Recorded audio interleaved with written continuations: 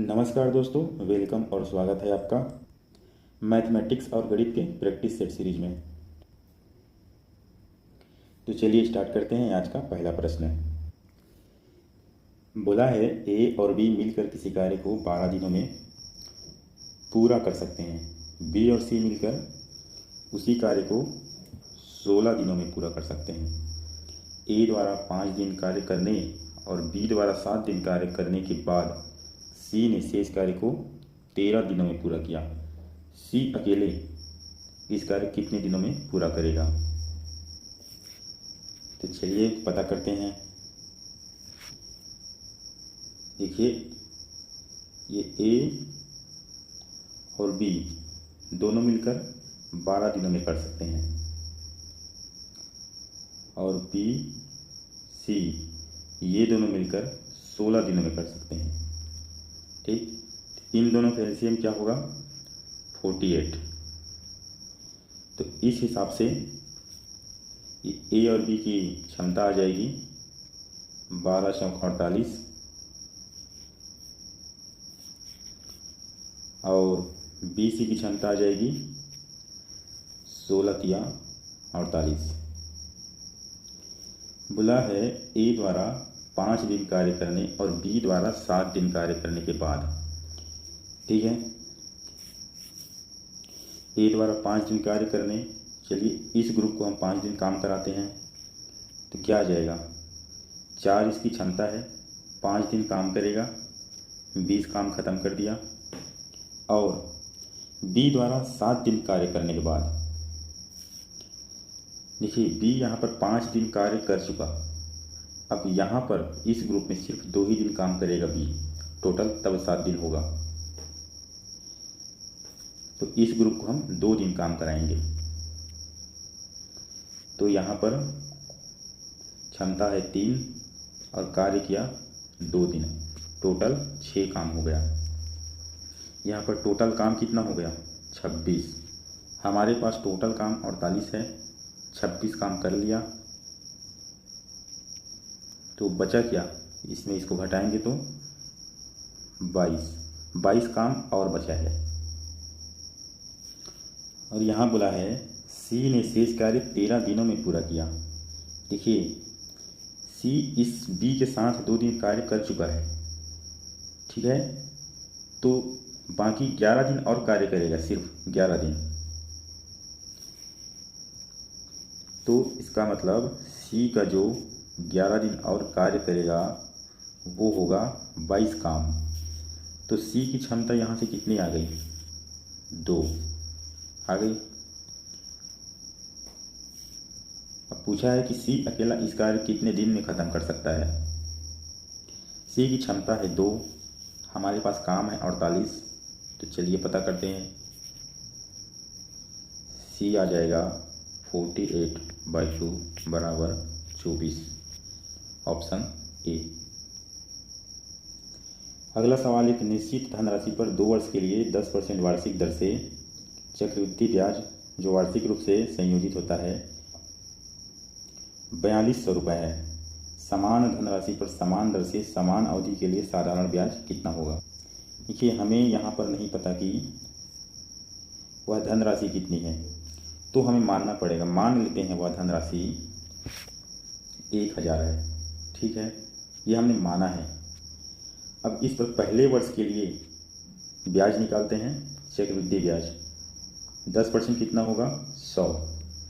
दूसरे वर्ष के लिए इस पर ब्याज निकालेंगे, 10% कितना होगा? 100। लेकिन दूसरे वर्ष के लिए इसका भी 10% यहाँ पर आएगा, तो कितना हो जाएगा? प्लस इसका जो आएगा वो 10। टोटल ब्याज कितना मिल गया? टोटल ब्याज 100 हो गया, 100 और 10, 210। टोटल ब्याज ये जो 210 रुपये है वो एक्चुअल में 4200 के बराबर है। तो हमारे जो 210 रुपये 4200 के बराबर है, तो कितना हो जाएगा? हमारा जो 1 रुपये है वो एक्चुअल में 20 रुपये के बराबर है, ठीक है। तो अब इस 20 रुपये को इससे गुणा करेंगे,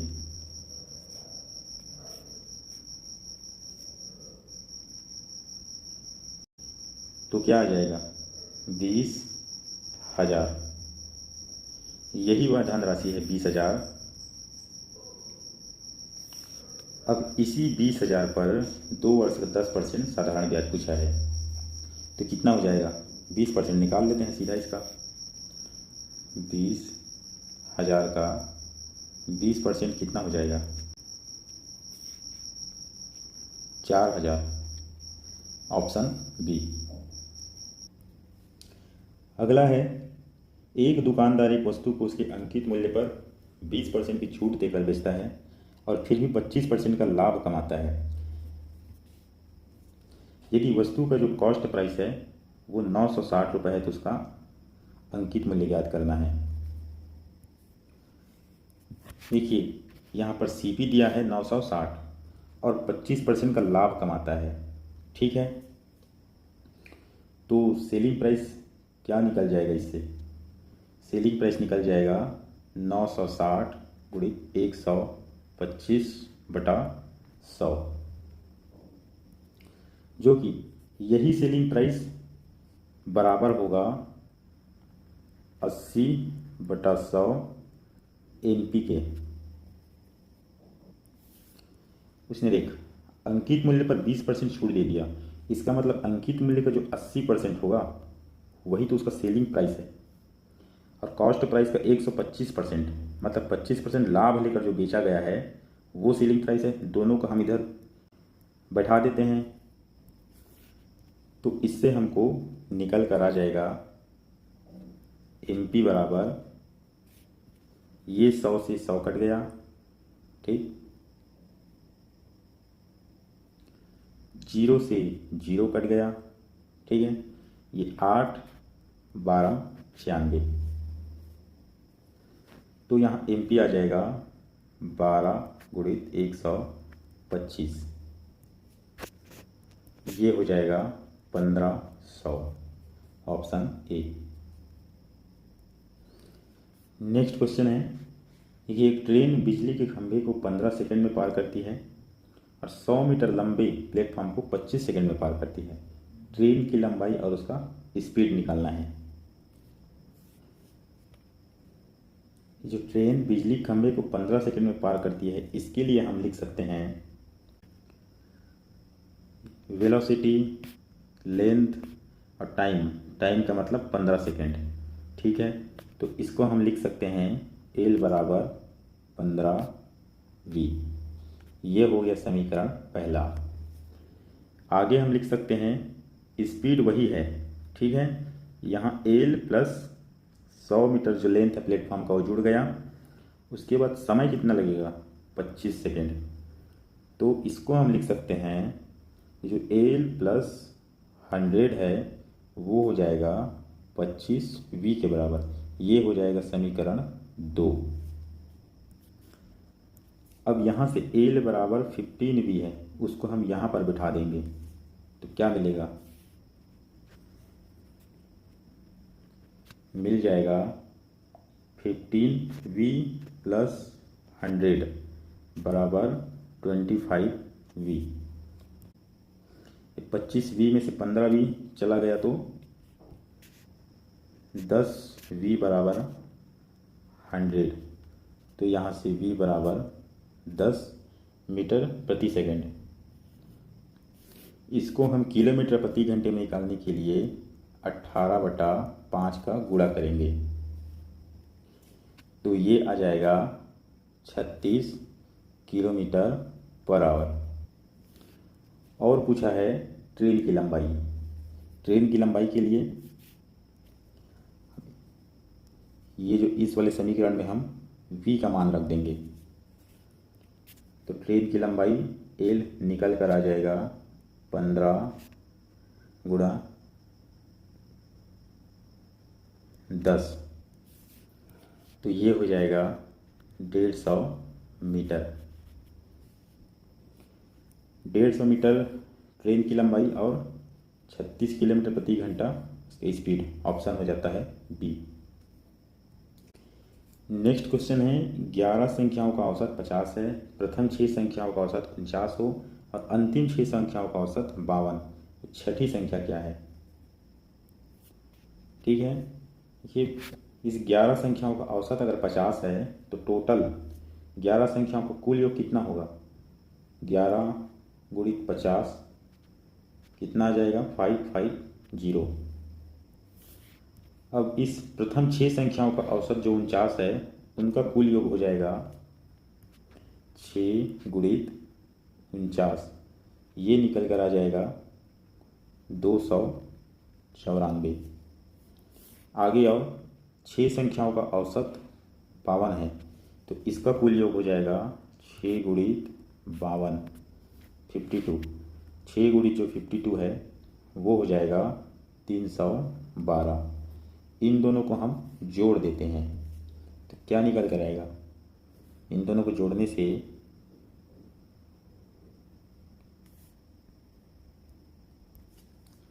606। अब इसमें इसको घटा दीजिए तो जो निकल कर आएगा वही छठी संख्या है। तो 606 माइनस 550 निकल कर क्या आएगा? 56। यही है ऑप्शन ए। 2 बर्तन हैं ए और बी। दूध और पानी का अनुपात 4:5 और 5:1 दिया है। दोनों बर्तनों को किस अनुपात में मिश्रण निकाला जाए ताकि नए मिश्रण दूध और पानी का अनुपात 5:4 हो जाए? हम मिश्रण के नियम का उपयोग करके सवाल को हल करेंगे। दूध के भाग पर हम मिश्रण निकालते हैं। देखिए इस बर्तन ए में दूध और पानी का अनुपात 4:5 है तो दूध कितना हो जाएगा? 4/9। ठीक। और बर्तन जो बी है इसमें दूध और पानी है 5:1 तो सिर्फ दूध का अनुपात कितना हो जाएगा इसमें? दूसरे वाले में 5/6, बाकी 1/6 पानी है। और इधर नए मिश्रण में दूध का अनुपात हो जाएगा 5/9। ठीक। अब मिश्रण के नियम से हल करते हैं। जो बर्तन ए है और ये रहा बर्तन बी। देखिए बर्तन ए में 4/9 और बर्तन बी में 5/6 दूध है तो ये हमें चाहिए 5/9 हमें चाहिए। तो इन दोनों का डिफरेंस क्या होगा? इन दोनों का डिफरेंस आ जाएगा 1/9 और इन दोनों का डिफरेंस हो जाएगा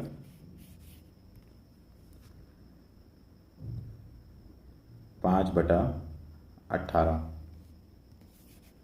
यहाँ नीचे 18 है, इसको भी 18 बनाना पड़ेगा। 2 से गुणा कर देते हैं तो ये हो जाएगा 2/18। तो हमारा उत्तर आ गया 5:2।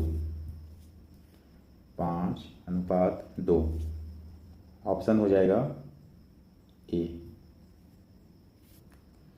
यदि 7 अंक की संख्या, एक संख्या दिया है यहाँ पर 11 से पूर्ण विभाज्य है तो अंक x का मान क्या होगा?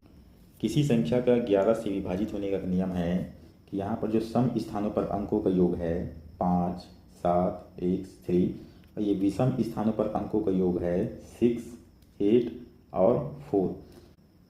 इन दोनों का डिफरेंस या तो 0 हो या 11 के मल्टीपल में हो। तो चलिए करके देखते हैं। देखिए ये 5 + 7 + x + 3,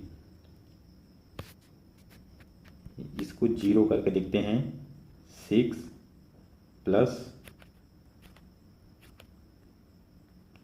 8 + 4 बराबर 0 लिख दीजिए। तो यहाँ पर हो जाएगा 15 + x माइनस का 18 बराबर 0। तो x बराबर 3, ऑप्शन ए। ये नेक्स्ट क्वेश्चन है। x + 1/x बराबर 5 है तो x³ + 1/x³ का मान क्या होगा? इसके लिए डायरेक्ट है। देखिए x + 1/x अगर 5 है तो इसका मान अगर निकालने के लिए हम 5 का क्यूब माइनस 5 गुना 3 करेंगे, हो जाएगा 110, ऑप्शन ए। तो ये 5 का क्यूब माइनस 5 गुना 3 ये आया कैसे, चलिए इसको बताते हैं। यहाँ पर जो लिखा है x प्लस 1/x बराबर 5, इस दोनों साइड का हम क्यूब कर देंगे, तो ये हो जाएगा x प्लस 1/x का क्यूब, और 5 का क्यूब हो जाएगा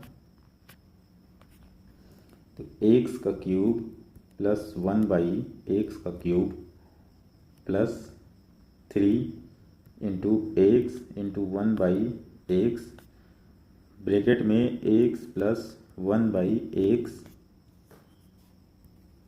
बराबर हो जाएगा उधर 125।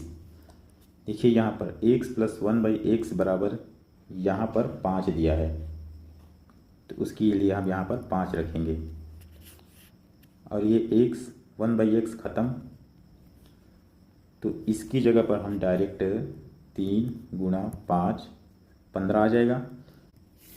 ये 15 जब उस साइड जाएगा तो इससे माइनस हो जाएगा, तो आ जाएगा 110।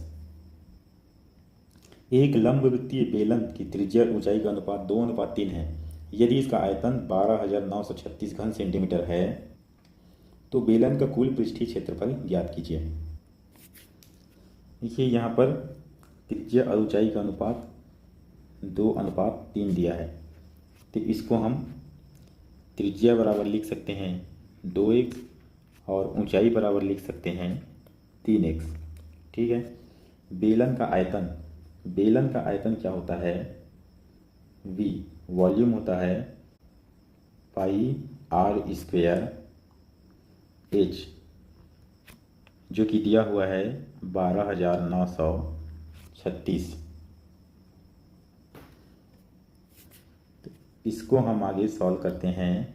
22/7 r है 2x जो कि स्क्वायर हो जाएगा 4x स्क्वायर, h का मतलब है 3x बराबर हो जाएगा 12,936। तो यहाँ पर x का जो क्यूब बच जाएगा 12,936 गुना 7 डिवाइडेड बाई 22 गुना 12। इसको सॉल्व करने से आएगा 343, जो कि x का क्यूब है, तो x बराबर हो जाएगा 7। तो इस हिसाब से r हो जाएगा 14 सेंटीमीटर और h हो जाएगा 21 सेंटीमीटर। अब पूछा है बेलन का कुल पृष्ठीय क्षेत्रफल, तो कुल पृष्ठीय क्षेत्रफल क्या होता है 2 पाई r प्लस h, यहाँ रख देंगे 2 22/7, r हो जाएगा 14 और 14 प्लस 21। इसको सॉल्व करने से आएंगे 3080 वर्ग सेंटीमीटर, ऑप्शन ए। त्रिकोणमिति का एक सवाल है, tan theta plus sec theta बराबर 3 है, तो sin थीटा का मान निकालना है।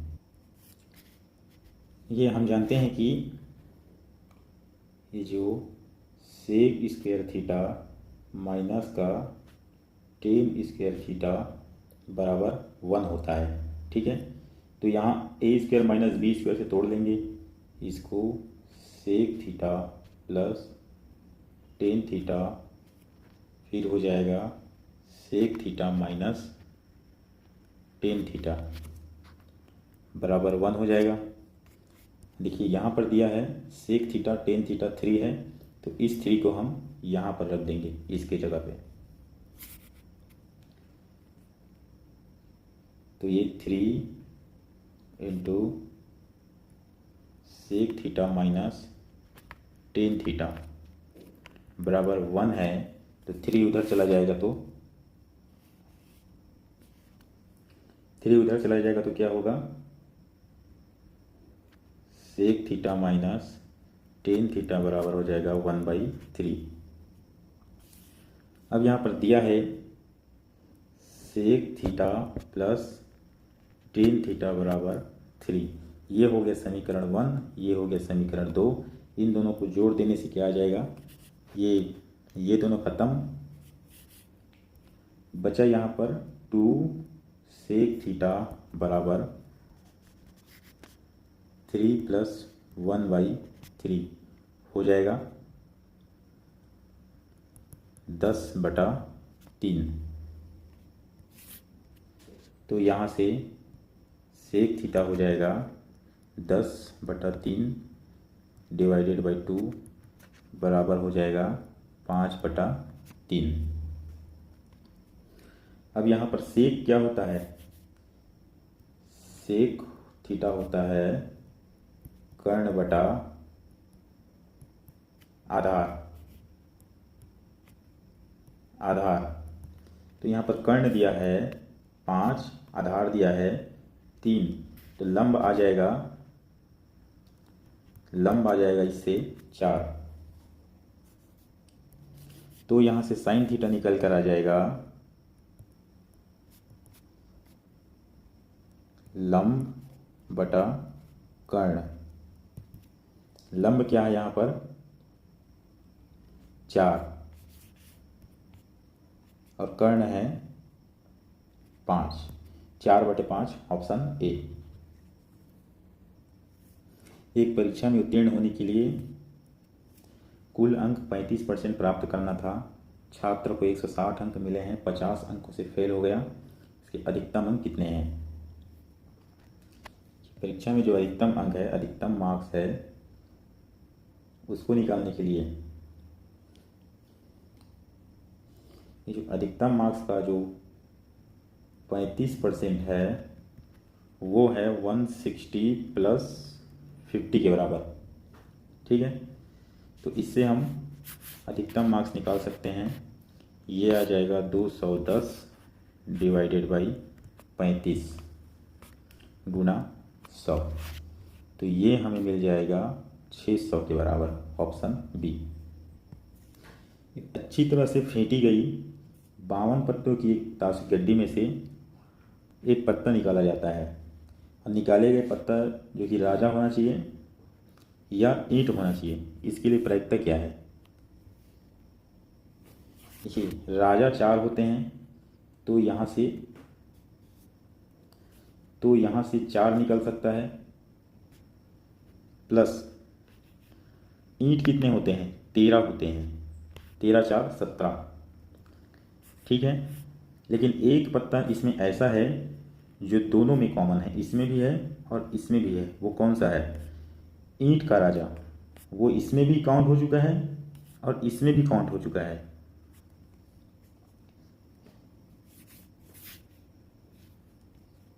तो इसलिए उसको हम घटा देंगे। नीचे क्या आएगा? 52, 52 पत्तों का ताश। टोटल आ जाएगा 16/52, तो ये हो जाएगा 4/13, ऑप्शन ए।